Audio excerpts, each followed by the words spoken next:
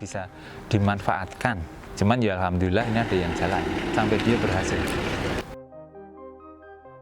Terutama cicak, lebih besar lagi juga kadal. Nah itu tikus yang paling panas.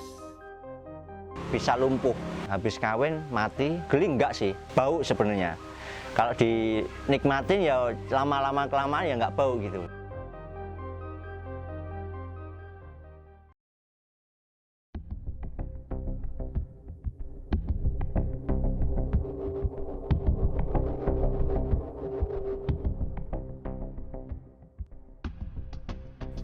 Secara administratif, Surakarta terbagi menjadi 5 kecamatan.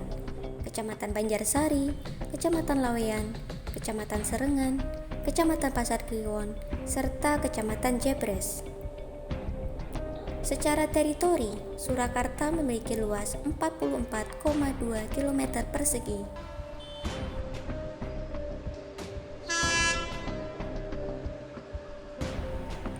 Surakarta menjadi kota terpadat di Jawa Tengah.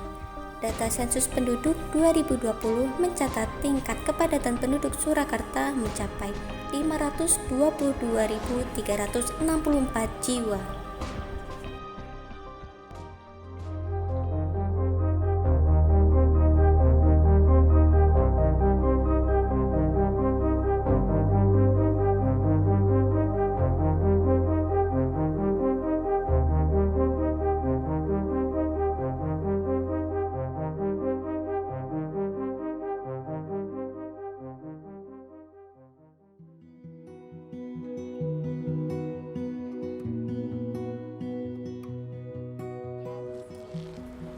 Nama saya Wiono.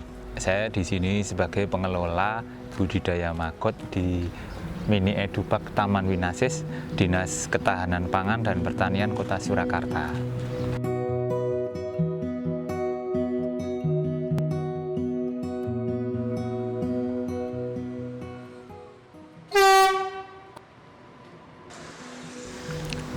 Kalau di perkotaan itu kan sampah organik banyak. Sisa makanan dari restoran, dari warung-warung itu kan banyak.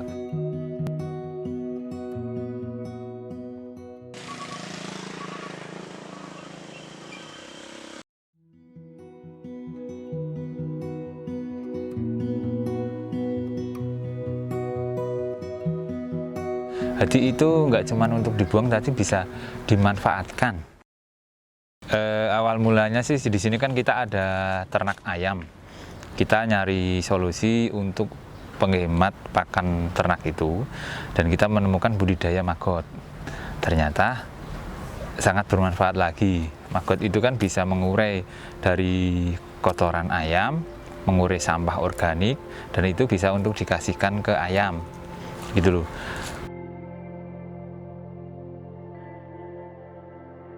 Kita emang sengaja kita edukasi ke masyarakat, jadi mereka bisa memanfaatkan sampah organik untuk budidaya maggot, dan nilai ekonomisnya juga ada.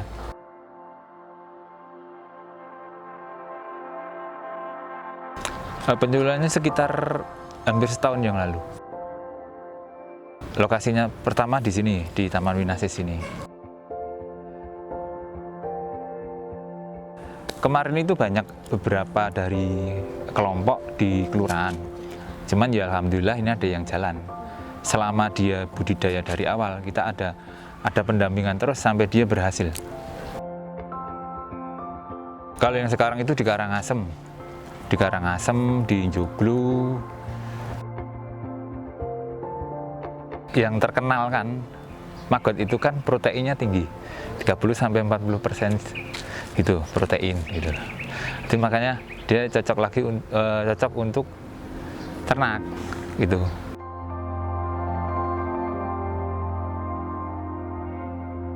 Makanya kita saat ini Dinas Ketahanan Pangan dan Pertanian itu kerjasama sama Hotel Alila. Jadi kita ambil sampahnya, tiap hari kita ambil kan di sampah organik, sisa-sisa restoran itu banyak.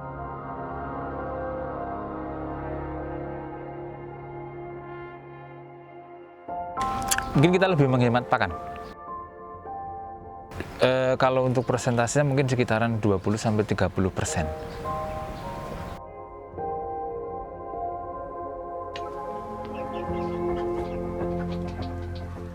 Kalau saya sih, kalau mereka yang kelompok istilahkan skala kecil, itu lebih baik mereka budidaya.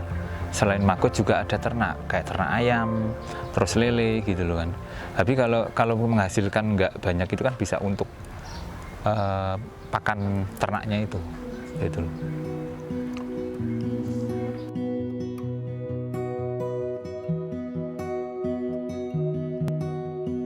Saya nama Bapak Suparno, alamat Nayu RT 02 RW 5 Kelurahan Joglo, Banjarsari, Surakarta. Umur saya 64 tahun.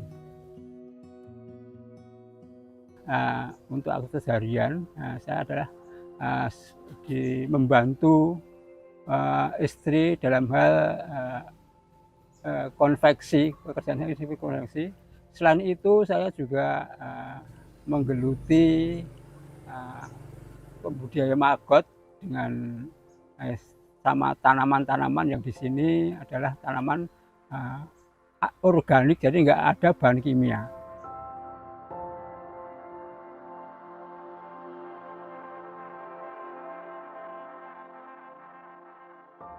Cikal bakalnya di sini adalah dari kelompok PKK membuat kumpulan untuk bertanam. Kebetulan di sini ada area yang kosong dipinjamkan untuk bisa bertanam. Dari ibu-ibu tadi terbentuklah PKK dan aktivitasnya juga hatinya PKK.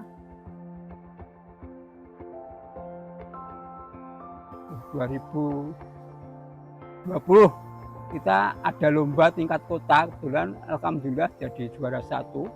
Nah, mulai dari itu, dari pemerintah kota istilahnya menspot, memberikan suatu bantuan berupa pelatihan maupun berupa bibit-bibit ataupun berupa sarana pertanian.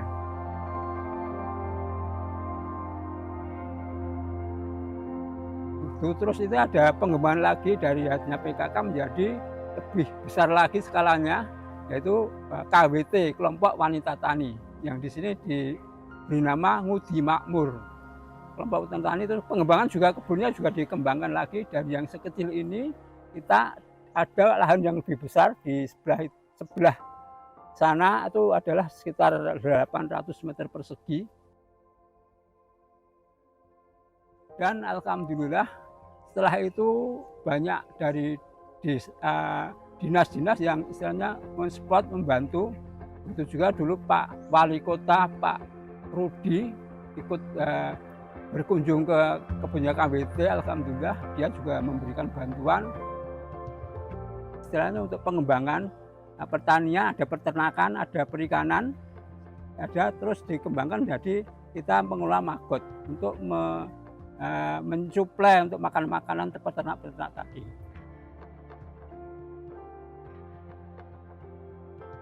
Kalau rumah maggot itu sebenarnya ada kaitannya dengan suatu LSM, yaitu dari kita Pertiwi ada penawaran bahwa di dinas ada pelatihan mengenai maggot. Kebetulan ditawarkan ke Ngudi Makmur dan tawaran itu kami terima, dan kemudian yang ditunjuk adalah saya sendiri untuk mewakili Ngudi Makmur untuk ikut pelatihan.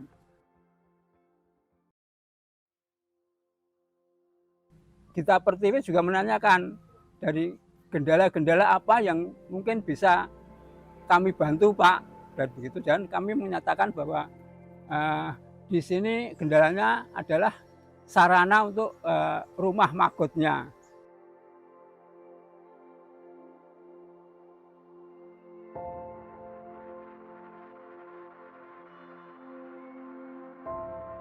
Dari kondisi lingkungan sangat berbeda sekali.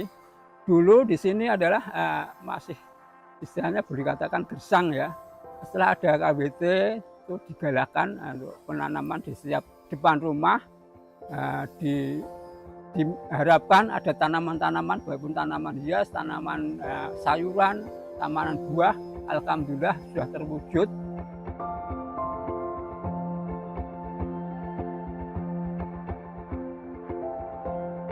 Kalau masalah sampah, alhamdulillah setelah adanya Omah Magot, kami memberikan edukasi pada warga bahwa sampah-sampah organik jangan dibuang ke tempat sampah yang ada di depan.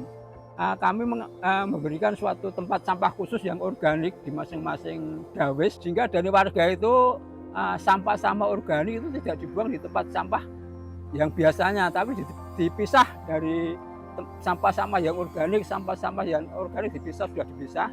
Yang organik bisa kami ambil untuk persediaan makan Magot. Yang sampah non-organik diambil oleh petugas sampah dari kelurahan. Ya, untuk masalah Magot salah satunya menjadi solusi, Mbak, karena sampah-sampah organik itu tertampung dan bisa dimanfaatkan untuk bisa didaur ulang jadikan Magot. Untuk Magot sendiri manfaatnya untuk bisa pakan ternak, pakan perikanan, dan kalau bisa juga pakan unggas. Jadi dengan otomatis sampah-sampah yang organik bisa didaur ulang.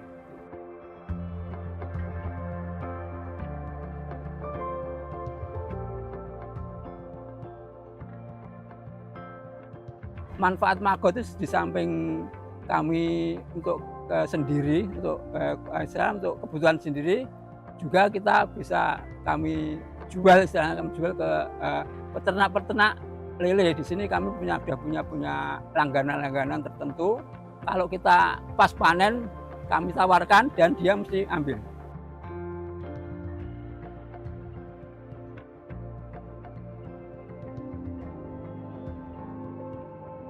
Satu bulan tuh bisa 1 sampai 2 kali, tergantung kita banyaknya kita punya Magot. Untuk bulan ini kebetulan ini baru kita awali lagi karena dulu sempat vakum karena ada beberapa kendala. Jadi ini kami mulai lagi. Ini kebetulan pas masa panen, tapi belum begitu banyak. Nah, kendala yang kemarin adalah masalahnya di sini kendala yang paling menyolok adalah masalah pakan Magotnya masih belum terpenuhi semuanya. Jadi kita harus kerjasama dengan pihak-pihak yang lain untuk bisa mensuplai untuk pakan Magot, karena sumber masalah yang penting di Magot itu adalah sumber pakannya, Pak. Karena Magot itu istilahnya makannya itu pas pembesaran itu sangat banyak sekali. Bisa masalah hama itu memang ada beberapa banyak ya. Di antaranya kalau masih kecil, masih adalah jadi telur itu hamanya terutama cicak. Cicak yang sering memakan telur-telur Magot. Kalau sudah menjadi baby Magot adalah lebih besar lagi juga kadal. Kadal juga mau. Kalau udah masih masa pembesaran, nah itu tikus yang paling ganas.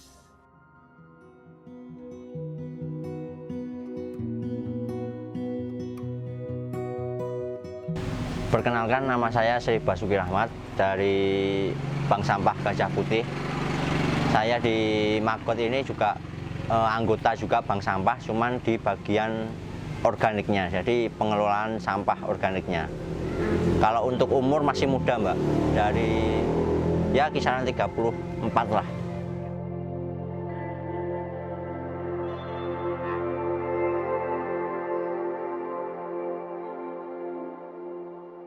Kalau awal mula saya dulu ikut diklat, Mbak, itu dari Gita Pertiwi kerjasama dengan Dinas Ketahanan Pangan DKPP di Jagalan itu. Nah, selama 3 hari itu pertamanya. Dari pengelolaan Magot kan intinya untuk mengurangi sampah yang masuk ke TPA, misalkan terlalu banyak menggunung, nah kita urai dengan menggunakan Magot ini, jadi mungkin sampah yang masuk ke TPA pun berkurang gitu.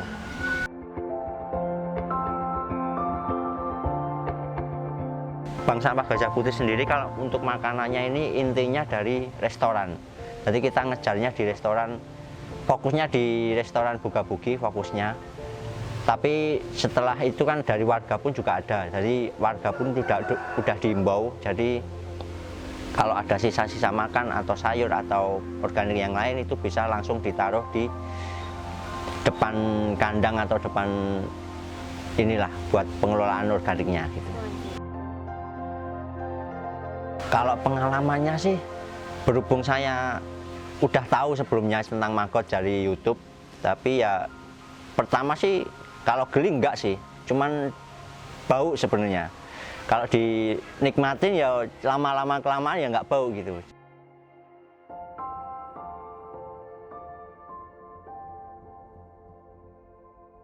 Kalau untuk lalat BSF sama lalat hijau misalkan, itu kalau lalat BSF itu cenderung dia lalat nggak mengandung kuman lah istilahnya. Kalau lalat hijau kan identik, kalau orang-orang itu kan wah ini banyak kumannya, banyak racunnya. Itu juga terbukti sih. Itu aja kalau lalat maggot BSF itu kalau dipastikan ayam atau entok masih aman. Tapi kalau maggot lalat hijau itu efeknya nanti bisa lumpuh. Jadi bawa penyakit kalau lalat hijau gitu.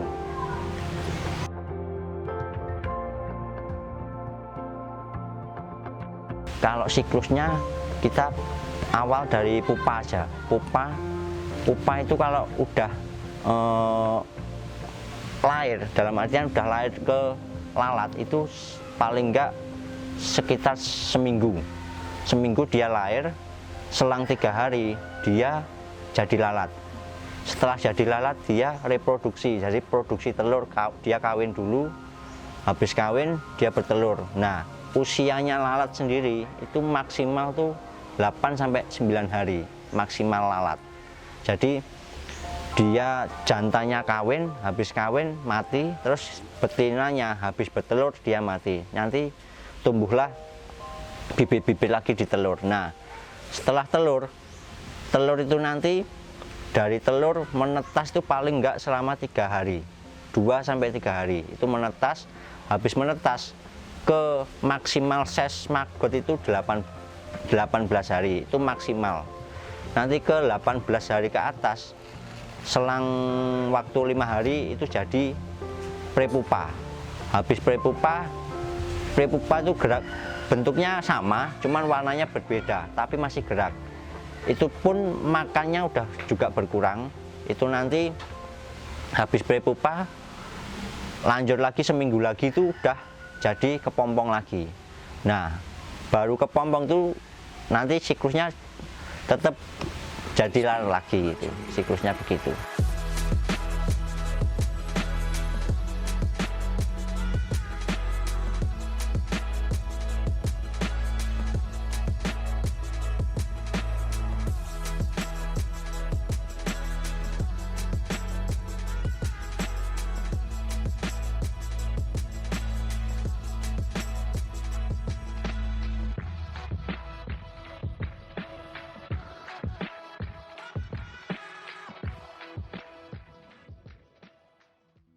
Kita kasih makannya itu tiap hari, itu dengan persentase ya 1:1. Jadi berat masanya di biopon itu nanti misal 5 kilo, tiap hari pun dikasih 5 kilo. Itu pun lihat kondisi pun kalau terlalu becek atau becek banget, hari berikutnya juga nggak saya kasih makan. Cuman soalnya mas sisa-sisa makannya masih ada gitu.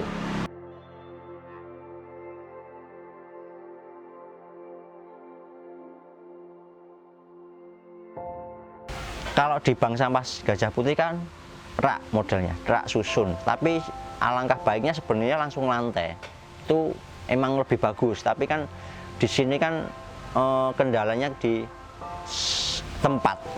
Makanya diminimalisir biar maksimal mainnya ke rak gitu. Beda-beda, setiap peternak beda-beda. Jadi ada yang prosesnya dibubur dulu atau di blender dulu atau masak dulu itu sebenarnya beda-beda, perlakuannya beda-beda. Kalau di tempat saya langsung gitu.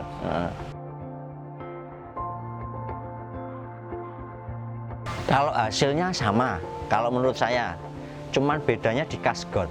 Kasgot kalau dibubur kan dia kasgotnya langsung lembut-lembut, kayak ya ngurai gitulah, ngurai.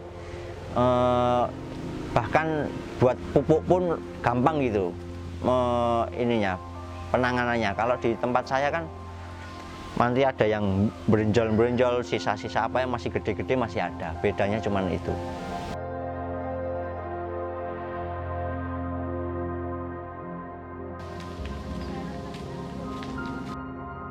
Kalau kelebihan maggot, intinya kan satu buat pakan alternatif sebenarnya. Dikhususkan kan untuk peternak pembesaran lele, pembesaran ayam atau mentok itu kan kendalanya kan dipakan, kalau dipakan pabrikan kan terlalu mahal. Makanya adanya maggot ini kan bisa mengurangi kos dari pakan pabrikan. Kalau untuk keuntungan maggot nih, keuntungan yang lain ya di protein. Protein maggot itu masih tinggi dibandingkan pakan-pakan pabrikan yang lain gitu.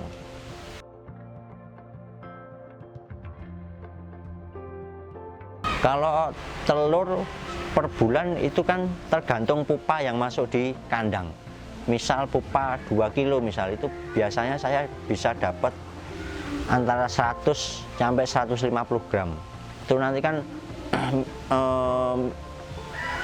hasil akhirnya di maggot tuh nanti sekitar 200 sampai 300 kilo per bulannya itu.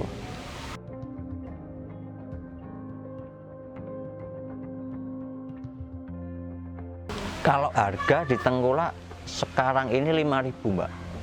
Kalau saya bisa calling langsung ke konsumen, misal ke pembesaran lele, itu nanti bisa 7.000, 6,5 sampai 7.000 masih berani gitu.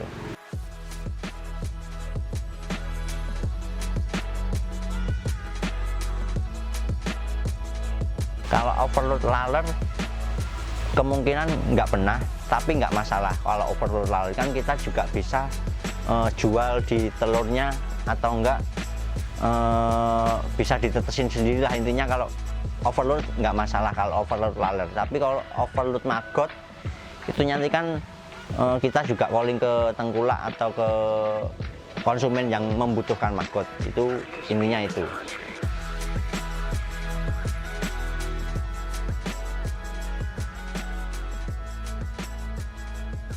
Kalau untuk konsumsi untuk maggot sendiri, kebetulan kan saya juga ada pembesaran lele. Jadi intinya buat konsumsi sendiri. Jadi untuk pembesaran maggot, pembesaran entok sama ayam itu buat sendiri dulu. Tapi kalau untuk kebutuhan konsumen itu biasanya ya itu tadi, kembali lagi kalau ke overload maggot itu pasti saya calling ke Tengkulak gitu.